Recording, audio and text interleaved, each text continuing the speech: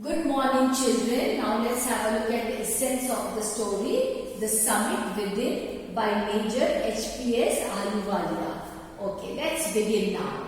This is the third session for this week, English for class 8. So let's begin. An autobiographical account of Major H.P.S. Ahluwalia. Here he narrates about his own experience, how he climbed Mount Everest, the difficulties he faced. Who climbs Mount Everest is more of a journey within a person's mind and heart during testing circumstances. Now, why is it more of a journey within a person's mind and heart? Yes, see, when you are climbing highest peak like the Mount Everest, you have to face so many difficulties and problems on the way. Sometimes it so happens that you give up when you are halfway, but that should not happen, Because you see, you have come with a certain sense of achievement to achieve your goal. So mind also should always keep telling you, no, I can do, I will do. That determination, confidence, all these things is a matter of mind and heart which helps you to achieve success, especially during testing circumstances. Now, each person carries within himself his own Mount Everest, which only he can surmount, only you can climb. You have to be mentally prepared, Always you have to keep telling yourself, no, I will do, I will reach my goal. The physical act of climbing a mountain is synonymous with the act of climbing the peak within daily for days on. It is so strenuous, so full of difficulties, Sometimes you feel like giving up. It is your mind that tells you. The inner strength that you get actually comes from your mind and of course your heart. If you don't have that inner peak which is there within you, you cannot climb. And if you cannot climb that inner peak within you, that summit within you, you cannot achieve success. You cannot reach your goal. As we overcome obstacles, what are the obstacles, the difficulties that we face? Whether external or internal, we become better and stronger. Yes, the obstacles make you better and stronger. Your confidence level increases and you become determined to achieve what you want. In fact, the peak outside is hardly as formidable as the one within. Now, the peak that is within, it becomes sometimes very difficult to climb that, because especially the weather conditions are so bad that your mind is filled with fear and it becomes obvious that you lose your confidence, you lose your strength. So the peak which is there within you, the mountain within you, the summit within you, climbing that is very difficult. The childhood love of the mountains helps the author scale the two peaks at one go. When he was a small child, Major Ahluwalia, since then he was fascinated towards the mountains. He had that eagerness, that intense desire within himself. He made up his mind, yes, I am going to climb Mount Everest. And he really did it. He achieved that. Ironically, on reaching the mountain top, instead of feeling jubilant, very happy, extremely happy, he becomes conscious of his miniature existence in this vast universe. See, the universe is vast, huge. And what about the author? He is very small as compared to the size of the universe. He is filled with thanks. He thanks whom? He thanks the God Almighty. See, it is God who helped him or helps him.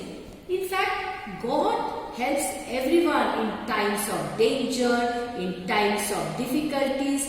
God gives us strength to face all the obstacles of life also. The same thing happened in case of Major HPS Ahluwalia. So he expresses his gratitude to God Almighty.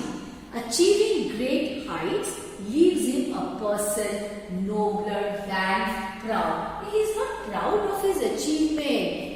He is very humble. He does not forget his humility in spite of the success that he achieved.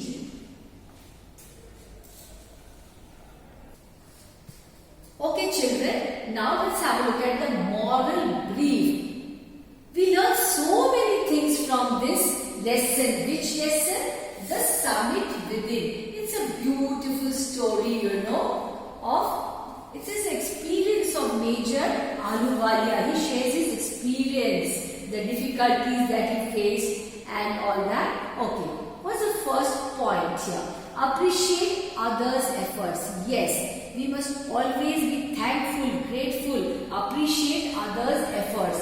Acknowledge, accept others' efforts in the path of your success. Giving each person his due. You have to be grateful. You must not forget to express your gratitude to those who have helped you in achieving your success. Show appreciation or express thanks. I said that just now. You must appreciate others' efforts, express your thanks, be very grateful for all that they do for you or all that they have done for you. So never forget to appreciate.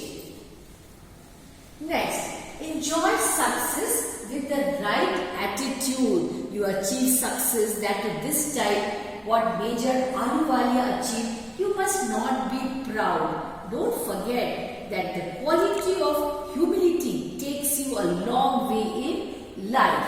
So enjoy your success with the right attitude. Be humble, never be proud. One who climbs up the peak has to come down. It is but obvious. One who climbs up the peak has to come down. And life is like that. It is full of ups and downs. Today I may be very successful. Tomorrow I may not be. So enjoy success with the right attitude. Know yourself. Each man carries within himself his own mountain peak. All of us have that mountain peak in us, within us. He must climb it to reach to a fuller knowledge of oneself. Such things like climbing Everest and all that teach us so many good qualities, so many good things, and that enables us to face the obstacles of life also. So, what happens? We come to know ourselves better. Path of success. The going is difficult. Yes, it is full of difficulties, problems and all that. The going is difficult, but the after effects are satisfying. You get that contentment, you feel so satisfied. Not only that, you are elated, you feel so happy that yes, I wanted to achieve this, I have achieved it. So you can imagine that happiness on achieving success. Whatever you desire, you get it. Greatness comes with humbleness. Yes, humility is very important in life. The mark of true greatness is humility. See, if you take the example of Abdul Kalam, that great scientist, how humble he was. He was a great scientist, wasn't he? But he was so full of humility. So never forget that the mark of true greatness is humility. Always be humble.